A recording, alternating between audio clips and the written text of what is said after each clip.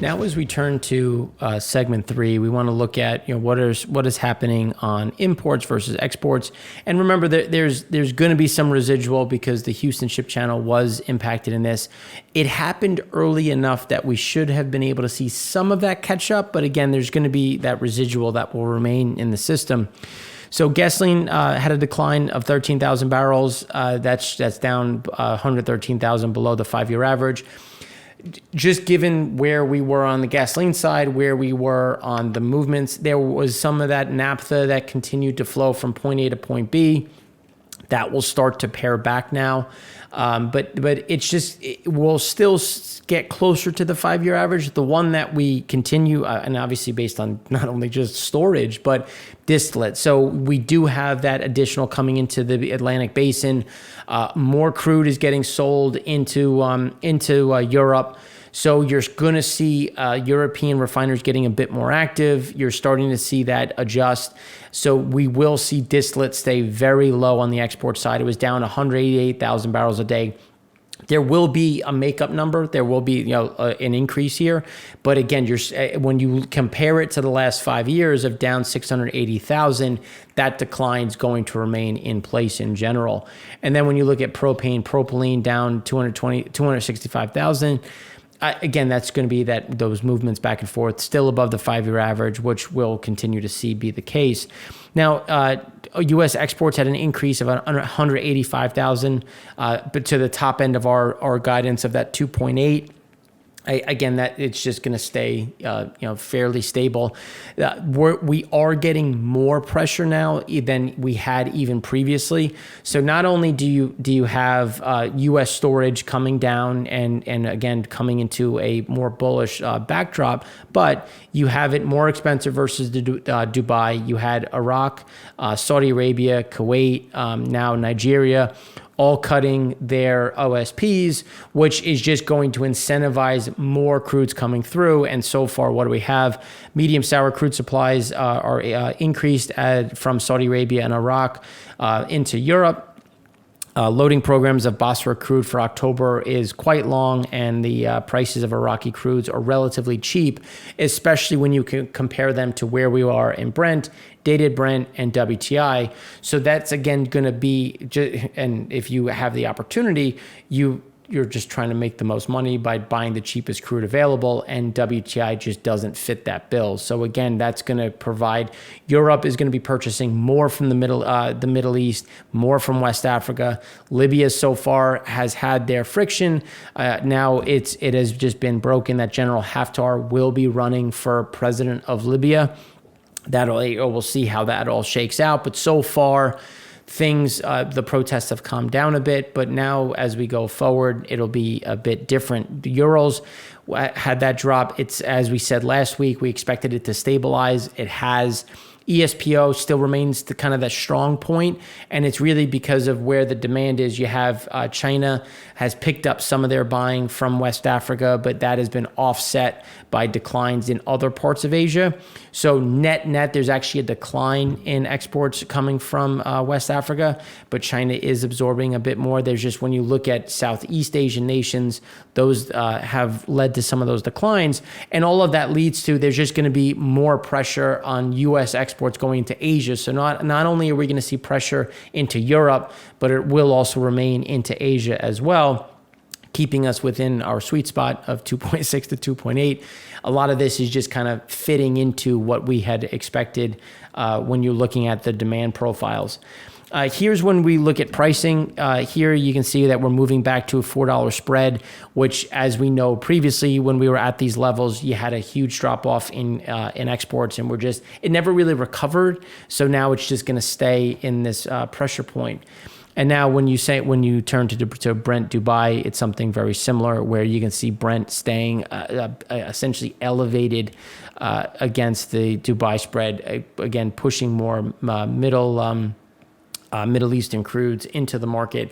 And remember, there's two pieces to this. So not only do you have the OPEC side, but you need to look at loading schedules, because we're at the end of the need for for the electricity burn. So that's just shifting where instead of more of that crude being consumed internally, that is without changing production, that's now being shifted into the international market. And that will again keep Dubai and some of these Middle Eastern crudes a bit under pressure. So here's when we look at exports for finished motor gasoline. The comps get harder, and it's just we're not going to see the same type of movement, which is why I'm saying like we'll still move along the 5-year average. So it's just not going to be above the 5-year average as we've been seeing over the last couple of weeks. I'm sorry, the last couple of months, and it's going to be something it'll be the seasonal move, just at a more muted pace. And then here you can see that big drop off in distillate. Some of this is also Nicholas, depending on what was moving at the time. If you were stuck at a slip and then they issued a Zulu, which just means you're not allowed to move, then that you're just going to be beholden to what the weather has to say. Pilots can get to you to get your ship out, because remember, it really comes down to pilots. Are they available? Are they on outgoing vessels or ingoing vessels? Or inbound vessels. So again, these are going to be those things. It will recover, but again, it's still going to be very much depressed versus historics. And then when we look at crude oil exports, just to the right, as we've been saying, not much change there, with the 4-week rolling average now sitting at 2.7 million barrels a day, right in that sweet spot of our range. So now when we look at LPG, just fell back to the 5-year average, still is going to stay strong, remain above, again, that 5-year average, and just stay at the top of that cloud on a seasonal level. Here's another increase in crude stocks. As we were saying, when we look at Europe and just the increase in flow in general, it's just gonna move closer to that 7-year average. It's just gonna be a matter of pace. We were a bit surprised by some of the severity of the move, but now when we look at these builds, this is a bit calmer or more measured, which is what we were expecting. And just given the price differentials that we're seeing, we will see additional crude coming into storage, because they're going to try to capitalize on some of these beneficial pricing, especially when you turn to and look at what is happening in the Middle Eastern markets. So now when we turn to storage, because remember last week we dropped it off just because it would have been redundant. Here's the update. So we had some 76 tons come out of gasoline, 153 out of gas oil. That's and everything else was fairly in line, whether up or down, plus or minus 3 to 6. When we look at gas oil, there were some exports that increased. We still expect to see imports coming through. There's flows coming in. It's just going to be a bit more measured. As you can see, comps get harder when going over the last 13 years. And that's going to become a bigger issue, because we're actually seeing an increase of fuel oil and gas oil in this instance being burned for power, just because electricity shortages are there. Electricity prices are massive. Coal prices have exploded, and natural gas prices. So they're going to try to find that next incremental barrel. Gasoline that came down. You can see on the last 13 years seasonally, we have that decline. It's just going to be a matter of where some of the spreads, based on where we are in gasoline builds in the U.S., the ARB is going to close a bit and just tighten up. So we won't see too much additional loadings, but there is stuff already in the water, stuff that's already been purchased. So that will continue. And it's just going to be a matter of when does Europe get some of this additional crude. And we do expect to see this remain right around that 13-year average, as that fuel oil again gets recracked, measured in terms of being used in different ways, in different capacities. That is going to continue to move through the system. Now, when we look at some of the flows in general, you can see that September had an increase of when we look at September, You see Nigeria actually had a nice little spike, some additional that was added.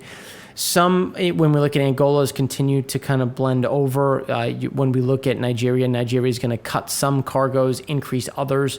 So we should be right around this 1.4 to 1.5. And again, we're looking at November because November is starting to sell now. So far, it's selling at a discount, but given where we are in October, that's not surprising. Angola did sell a spot cargo. We're starting to see a bit more spot cargoes get sold. And it's just because they were priced to move a bit more, and that's been able to. And it wasn't a huge discount, but it was a little bit of a discount, and that was essentially the delta that's been needed to clear some of that glut.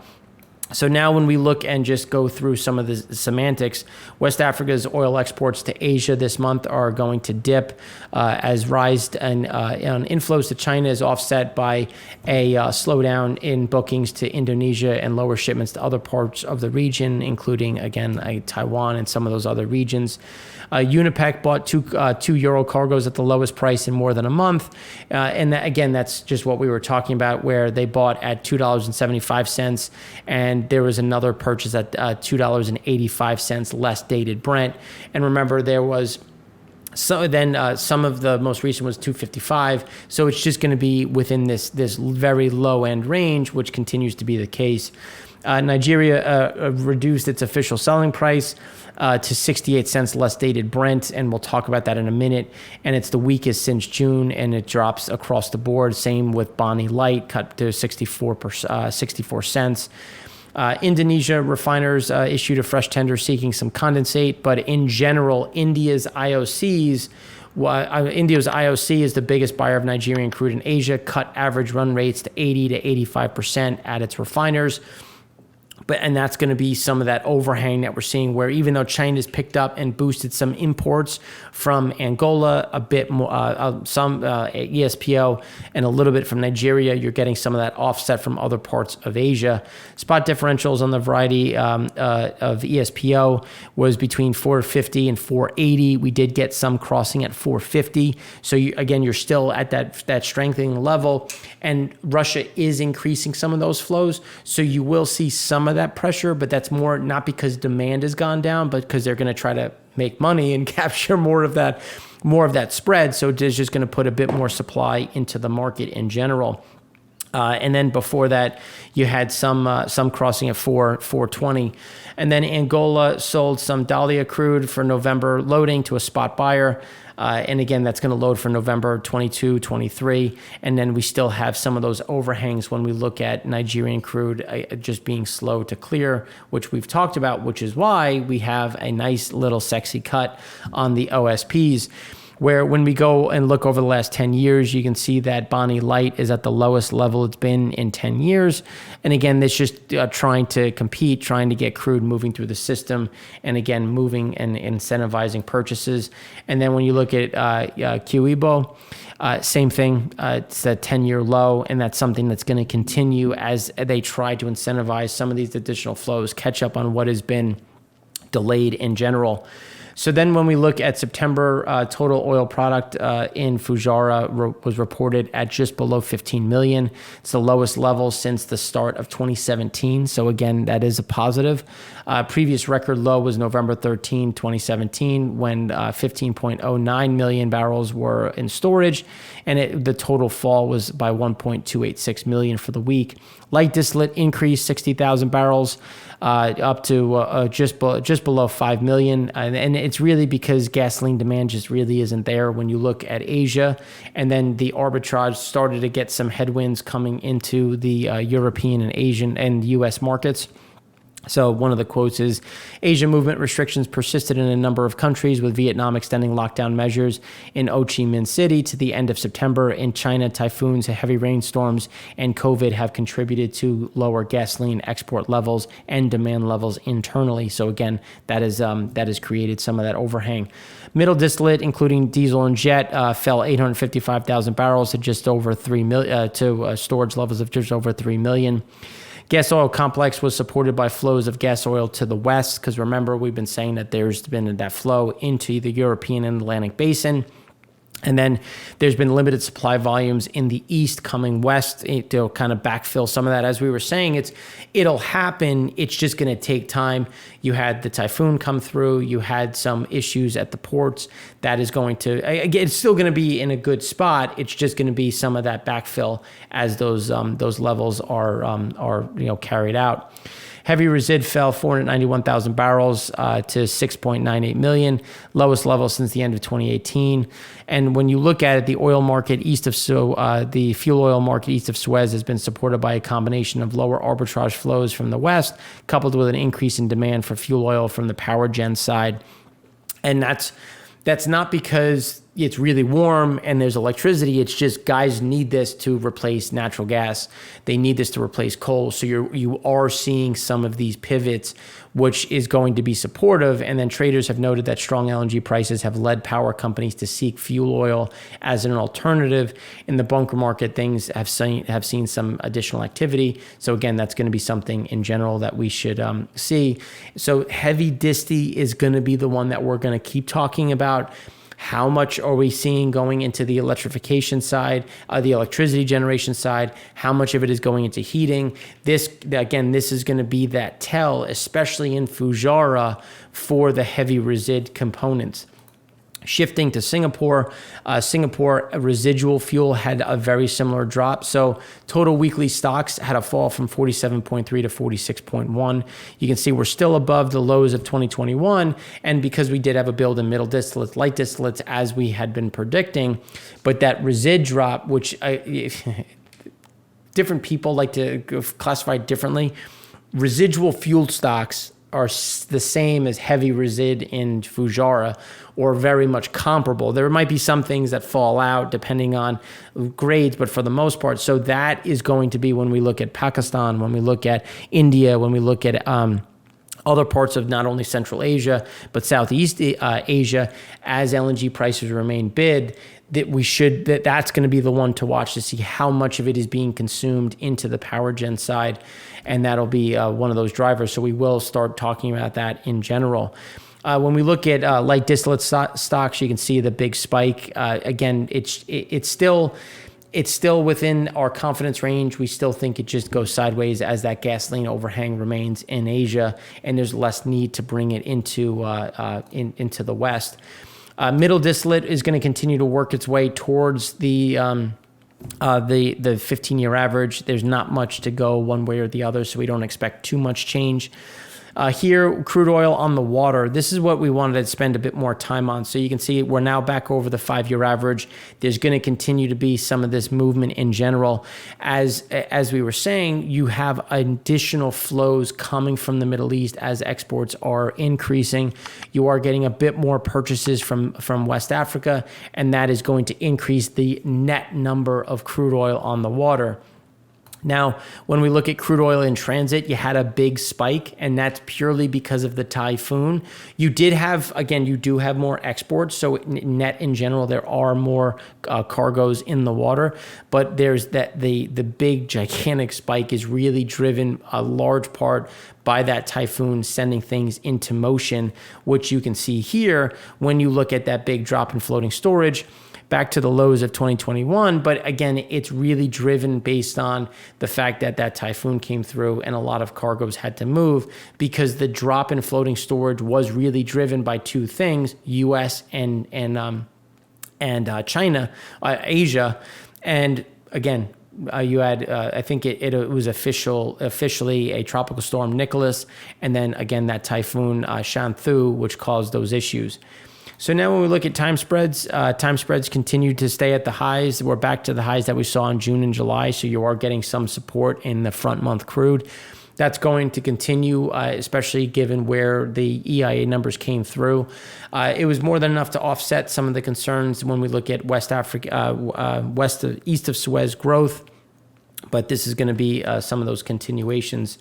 Then when we look at December versus December, you can see we're back to the highs, and we're back to the highs on Brent and WTI. So this is going to be an interesting one to watch to see if, as the strength continues, what is that going to do for purchases? And as you'll start to see this come down a bit, but again, it's going to be a matter of what does this December look like when you look at strength of purchasing, when you're talking about heating oil, fuel oil, heavy resid, high sulfur fuel oil, high sulfur diesel, low sulfur, ultra low sulfur, all of these grades that could go on the road, go into heating oil, go into the heat your home, or go into power gen, which again is going to put some of that support in there. When we look at Singapore, softness still remains. Again, there's not much to see in terms of strength at that level. One of the bigger issues that we continue to see, though, in general, it remains to be just the activity in Asia. Again, we still remain concerned about global GDP growth, and we're going to cover that again in our econ show. The one benefit that you do have the increasing discounts with OSPs getting cut. That really gets passed right down to the refinery margin. So that is the hope is that you're going to start to see a little bit more of that demand come through. And then obviously if you have an increase in distillate demand, that will help support some of these crack spreads. So then when we look at the Northwest Europe, Urals side, you can see that Urals have continued to strengthen a bit. And it's because we did get, and if you look at timing of it, you saw Urals margin going up just as we had those discounts coming through, with the latest being at 275, 285 last dated Brent. And then when you look at Urals into the Mediterranean, it's something very similar, starting to get a little bit more support as those differentials expand, pulling in a more capacity. So super tankers into China declined, and that's more because of timing due to the typhoon. Again, we're just expected to be very close to that 5-year average. But we are seeing a slowdown in refinery run rates. And it's not seasonally speaking, especially when you look at Shandong, we should be increasing and peaking at this point, not coming down.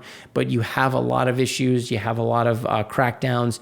And you do have, again, another COVID outbreak, not just in August, but now in September. A very underwhelming data in terms of now, the weekend, this past weekend, which was a long weekend, travel was 87% of 2019. So again, getting better, but still 13% below where we were. So again, you're starting to see that overhang, which is resulting in additional exports that were down in August, but now so far up and growing in September. And then when we shift that to the state refiners, you can see that we're still below some of these peak levels that we saw in the middle of the month. And in the middle of 2021, when you look at where we are, where we should be increasing into this point, not coming down. So again, you're seeing some of that overhang that remains, which is just going to keep. Typically, you see Chinese imports increase and accelerate. This is just kind of saying that it's up and it's increasing a bit along seasonal lines, but just the pace is much less. And that's going to be something to look at as we go forward to see where we shake out as we get some of these overhangs with run rates, with imports. Now, Asian floating storage still above the lows of 2021, but again, a lot of this is driven by the typhoon. We will start to see this increase, and then as these additional cargoes that China purchased start to come in, that'll show up. But then we are getting some of that slowdown, which is why we're seeing some of these increases in discounts, and that will hopefully bring and keep the West African floating storage low. But it would then just appear in Europe and the U.S. So that's going to be something to watch, and we'll keep looking at it as we see here with the North Sea back above seasonally adjusted all-time high, which again is a relative view. But as we were saying, we expected to see North Sea continue to go up as prices remain expensive, and you did have a record amount, or I should say a 4-year, over the last 4 years, record coming from the North Sea and Norway. A 10-year record coming from North Sea, Norway, 4-year record coming from the North Sea alone. Excuse me. So then when we look at West Africa, we're still elevated. We're going to see some of this stay elevated, but again, they're getting more competitive. They're trying to move more cargoes. So that will keep us above the 5-year average, but again, we should still stay off of those highs as the Middle East continues to creep a little bit higher. So this is going to be one to watch to see how much further it goes above those 2017 levels, because if it goes above those levels, how much are those discounts going to grow to try to, again, keep these cargoes flowing? And then when we look at Europe, we're back at the 5-year average. And just based on what we see moving in the market with more flows coming from the Middle East into Europe, we expect this to hug that 5-year average. And then even though as we have a drop in Chinese refinery run rates, we're also getting at the acceleration and this still remaining record levels of crude in the Shandong crude stocks. And then when we turn to fuel oil, still remaining at all-time highs as they try to recrack and trade and try to sell some of this to the state-owned guys, but then the state-owned guys are keeping runs fairly muted, which again is just showing some of the cracks that remain when we look at east of Suez crude demand. So that's all we have for you today. Hopefully it was helpful. I'm happy to answer any questions either in these comments on LinkedIn, Twitter, anywhere you can find us. So thanks again for watching. I'm Mark Rossano, founder and CEO of C6 Capital Holdings, coming to you from Primary Vision Network.